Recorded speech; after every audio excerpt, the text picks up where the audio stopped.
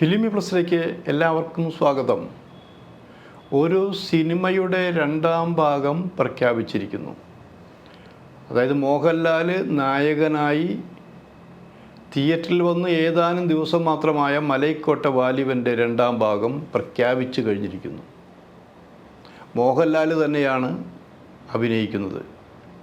അതിൽ ഡബിൾ റോളിലാണ് മോഹൻലാൽ വരാൻ പോകുന്നു എന്നറിയുന്നു. അച്ഛനും മകനുമായിട്ടാണ് അഭിനയിക്കാൻ പോകുന്നത്. ഇതൊക്കെ നല്ല വാർത്തകളാണ്. പക്ഷെ അതോടൊപ്പം തന്നെ മറ്റു ചില വാർത്തകളും പറഞ്ഞു കേൾക്കുന്നുണ്ട്. ആധികാരികമായിട്ടുള്ള വാർത്തകളല്ല താനും. മലൈക്കോട്ടെ വാലിബൻ തിയേറ്ററിൽ വ്യത്യസ്ത അനുഭവങ്ങളും അഭിപ്രായങ്ങളും കളക്ഷൻ റെക്കോർഡുകളെക്കുറിച്ചാണ് സംസാരിച്ചു കൊണ്ടിരിക്കുന്നത്. ലാഭമോ നഷ്ടമോ എന്തുമാകട്ടെ, അതൊക്കെ അതിൻ്റെ നിർമ്മാതാവും മറ്റുമാണ് പറയേണ്ടത്. ആ സിനിമ നല്ല സിനിമയാണോ മോശം സിനിമയാണോ, അതൊരു ജനകീയ സിനിമയാണോ ക്ലാസിക് സിനിമയാണോ, അത് ലോകോത്തര സിനിമയാണോ ഇന്ത്യൻ സിനിമയാണോ മലയാള സിനിമയാണോ, മുത്തശ്ശി കഥ അപ്പൂപ്പൻ കഥ മിത്ത് എന്നൊക്കെ പറയുമ്പോൾ സർവ്വസാധാരണ എവിടെയും നടക്കാവുന്നൊരു കാര്യമാണ്.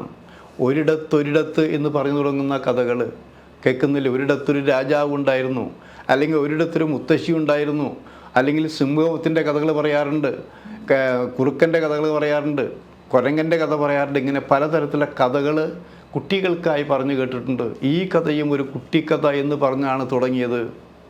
എന്തായാലും ഒരു കാര്യം സത്യസന്ധമായി പറയാതെ വയ്യ.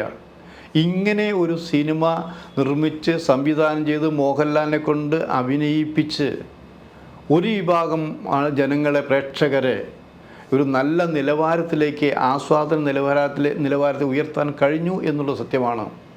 ഇത്തരം സിനിമകൾ വേണമെന്നുള്ള പക്ഷക്കാരാണ് ഞങ്ങൾ. അത് ഞങ്ങൾ ആദ്യത്തെ ഷോ കണ്ട ദിവസം തന്നെ ഞങ്ങൾ പറഞ്ഞു കഴിഞ്ഞിട്ടുണ്ട്. അപ്പോൾ അതിൻ്റെ ആസ്വാദന നിലവാരം ഇങ്ങനെ തന്നെയായിരിക്കണം. ഇങ്ങനെ തന്നെ ആയിരിക്കുമ്പോഴും അതിലൊരു ഭൗതിക സാഹചര്യം, സാമ്പത്തികമായ ഭൗതിക സാഹചര്യം, അത് എപ്പോഴും അതിൻ്റെ ലാഭനഷ്ട കണക്കുകൾ കൂട്ടുന്നത് എപ്പോഴും നിർമ്മാതാവിനാണ്. ആ പടം എത്ര ഹിറ്റായാലും നിർമ്മാതാവിൻ്റെ പോക്കറ്റ് കാലിയാകാറാണ് സാധാരണ പതിവ്. മുൻകാല ചരിത്രം എടുത്തു നോക്കുമ്പോൾ നമ്മുടെ അനുഭവങ്ങളും അതുമാണ്.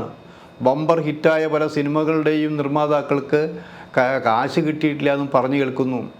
ഇവിടെ അവർ പറഞ്ഞിരിക്കുന്നത് ആദ്യം ഞങ്ങൾ ഒരിക്കലും ഇതിൻ്റെ എത്ര എമൗണ്ട് തുക ഇത്രയാവുമെന്ന് പറഞ്ഞിട്ടില്ല. ഈ സിനിമ അവസാനിച്ച് തിയേറ്ററിൽ എത്തുന്നത് വരെ എന്ത് ചിലവായിട്ടുണ്ടോ അതാണ് ഈ സിനിമയുടെ ചിലവ് എന്നുള്ളത്. ആ സിനിമയ്ക്ക് എന്ത് ചിലവ് വന്നു എന്ന് ഇതുവരെ അതിൻ്റെ നിർമ്മാതാവ് പ്രഖ്യാപിച്ചില്ലെങ്കിലും തുടക്കം മുതലുണ്ടായിരുന്നതിൻ്റെ ഇരട്ടി രൂപ ചിലവായി എന്നാണ് മറ്റു ചില കേന്ദ്രങ്ങളിൽ നിന്ന് അറിയാൻ കഴിഞ്ഞത്.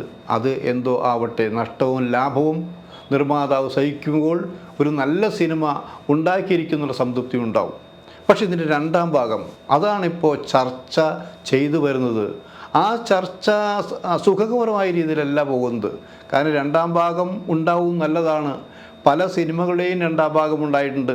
ചില സിനിമകൾ ഒന്നാം ഭാഗത്തിനേക്കാൾ ഇരട്ടി ആസ്വാദന നിലവാരവും സാമ്പത്തിക നിലവാരവും ഉണ്ടായ സിനിമകളുണ്ട്. മറ്റു ചില സിനിമകൾ ഒന്നാം ഭാഗത്തേക്കാൾ മോശമായ സിനിമ ഉണ്ടായിട്ടുണ്ട്. ഇവിടെ 2, 3, 4, 5 ഭാഗങ്ങൾ ഉണ്ടായിട്ടെന്ന് ആലോചിക്കണം. ഇപ്പോൾ CBI ഡയറിപ്പ് തന്നെ 5 ഭാഗം കഴിഞ്ഞതല്ലേ ആലോചിക്കണം. ഇപ്പോഴും അതിനൊരു വിരസത വന്നിട്ടില്ല എന്നാലോചിക്കണം. അത് അതിൻ്റെ 6ാം ഭാഗത്തിലേക്ക് പോയിക്കൊണ്ടിരിക്കുന്നു. അപ്പോൾ ഇതൊക്കെ പുതിയ കാര്യങ്ങളല്ല, പഴയ കാര്യങ്ങൾ തന്നെയാണ്. പക്ഷേ ഇവിടെ വാലിബനെ കുറിച്ചാണ് പറയുന്നത്. വാലിബനെക്കുറിച്ച് അതിൻ്റെ രചയിതാവ് റഫീഖ് പറഞ്ഞിരിക്കുന്നത് ഇത് രണ്ടാം ഭാഗമുണ്ടാവുന്ന ധൈര്യപൂർവ്വം പറഞ്ഞു കഴിഞ്ഞിരിക്കുന്നു. അത് നല്ല കാര്യം തന്നെ. ചിലപ്പോൾ അതിൻ്റെ സ്ക്രിപ്റ്റ് എഴുതി വച്ചിട്ടുണ്ടായിരിക്കാം. ഈ മാറിയ സാഹചര്യത്തിൽ ഇവിടെ ഒരു ചോദ്യം മാത്രമായിരിക്കും, പ്രൊഡ്യൂസർ സമ്മതിക്കുകയോ സമ്മതിക്കാതിരിക്കുകയോ ചെയ്തിട്ടെ മോഹൻലാൽ ഈ സിനിമയുടെ രണ്ടാം ഭാഗം അഭിനയിക്കാൻ സമ്മതിച്ചിട്ടുണ്ടോ എന്നുള്ളതാണ് ഇപ്പോഴത്തെ ചോദ്യവും ചർച്ചാ വിഷയവും. അങ്ങനെയുള്ള ചോദ്യങ്ങളാണ് നടക്കുന്നത്. കാരണം ഈ സിനിമ ഫാൻസുകാർ നിരാകരിച്ചു എന്നുള്ള കാര്യത്തിൽ രണ്ടഭിപ്രായമില്ല. അപ്പോൾ ഇനി വേണ്ടത് ഫാൻസിനെ ഇഷ്ടപ്പെടുത്തുന്ന സിനിമയായിരിക്കണം. ഫാൻസിനെ മറന്നുകൊണ്ട് മുന്നോട്ട് പോകാനും പറ്റില്ല. കാരണം ക്രിയേറ്റിവിറ്റിയുള്ള ഫാൻസാണെന്ന് അവർ ആലോചിക്കണം. അവർ വെറുതെ ഫാൻസ് എന്ന് പറഞ്ഞ നിൽക്കല്ല. അത് സിനിമയ്ക്ക്, മോഹൻലാലിൻ്റെ സിനിമയ്ക്ക് വളരെയധികം ഗുണം ചെയ്ത ഫാൻസുകാരുള്ളപ്പോൾ അവരെ ഒന്നാകെ ആക്ഷേപിച്ചുകൊണ്ട് അവരുടെ അഭിപ്രായം കേൾക്കാതെ ഇനി മുന്നോട്ട് പോകാൻ കഴിയാത്ത അവസ്ഥയിലാണ്. അവർ തന്നെ പറഞ്ഞിരിക്കുന്നു, മലൈക്കോട്ടെ വാലിബനെ പോലുള്ള സിനിമകളിൽ മോഹൻലാൽ തുടരെ അഭിനയിക്കാൻ പാടില്ല എന്ന് പറഞ്ഞത് മോഹൻലാൽ ഇഷ്ടക്കേട് കൊണ്ടല്ല. മോഹൻലാൽ എന്ന നടൻ എപ്പോഴും ജനപ്രിയ നടനായിരിക്കണം, എപ്പോഴും വലിയ വലിയ സിനിമകളിൽ, ഹിറ്റ് സിനിമകളിൽ അഭിനയിച്ചുകൊണ്ടിരിക്കണം.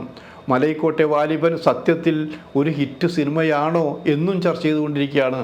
നമ്മൾ ആ ഭാഗത്തിലേക്കല്ല കിടക്കുന്നത്. കാരണം രണ്ടാം ഭാഗം ഇപ്പോൾ ഉദാഹരണമായിട്ട് മോഹൻലാൽ പച്ചക്കൊടി കാണിച്ചിട്ടില്ല.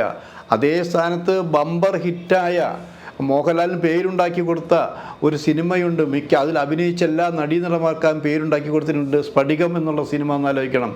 ആ സ്ഫടികം ആർക്കും മനസ്സിലാവും, ത്രില്ലടിക്കുന്ന സിനിമയാണ്, നിർത്താതെ കൈയടിക്കുന്ന സിനിമയാണെന്ന് ആലോചിക്കണം. വർഷങ്ങൾ എത്രയോ കഴിഞ്ഞു, എന്നിട്ടും ഇപ്പോഴും സ്ഫടികം പുതുമ നഷ്ടപ്പെടാത്തൊരു സിനിമയെ മാറിയിരിക്കുന്നു ആലോചിക്കണം. അതിൻ്റെ രണ്ടാം ഭാഗത്തെക്കുറിച്ച് ഒരിക്കലും മോഹൻലാൽ സംസാരിക്കുകയുണ്ടായി. അത് നമ്മളും ആഗ്രഹിക്കും അതിന് രണ്ടാം ഭാഗം വേണ്ടേ എന്നുള്ളത്. പക്ഷേ എഴുത്തുകാരനും സംവിധായകനുമായ ഭദ്രൻ തുടരെ സിനിമ ചെയ്യുന്ന ആളല്ല.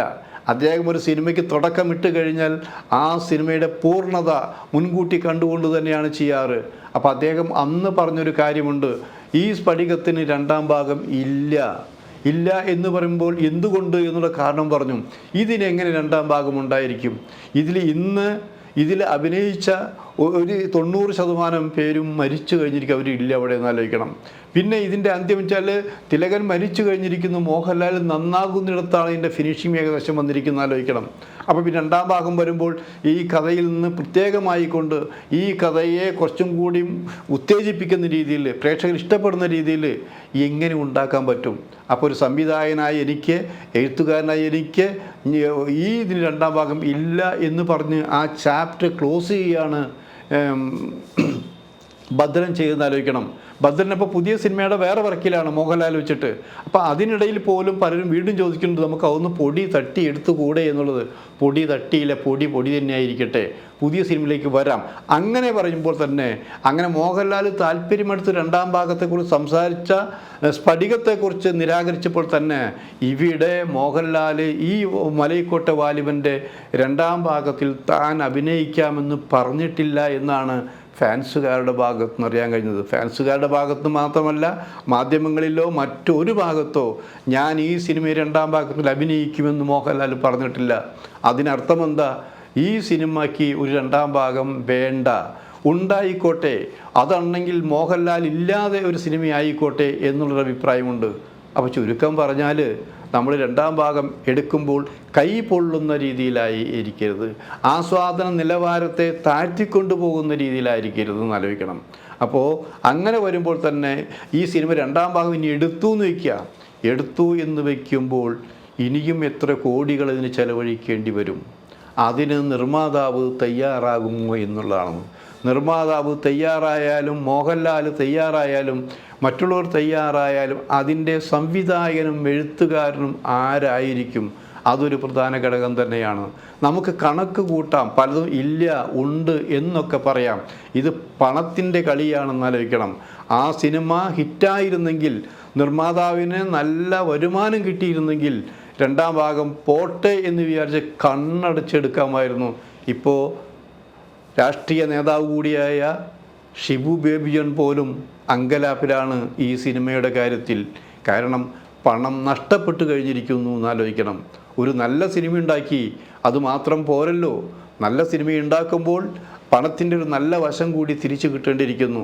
അപ്പം ഇതുവരെ ഇന്നത്തെ ഡേറ്റ് പ്രകാരം ഈ സിനിമയ്ക്ക് ഒരു രണ്ടാം ഭാഗം ഉണ്ടാകാനുള്ള സാധ്യത കുറവാണ് എന്നാണ് ഞങ്ങൾക്ക് കിട്ടിയ റിപ്പോർട്ട്.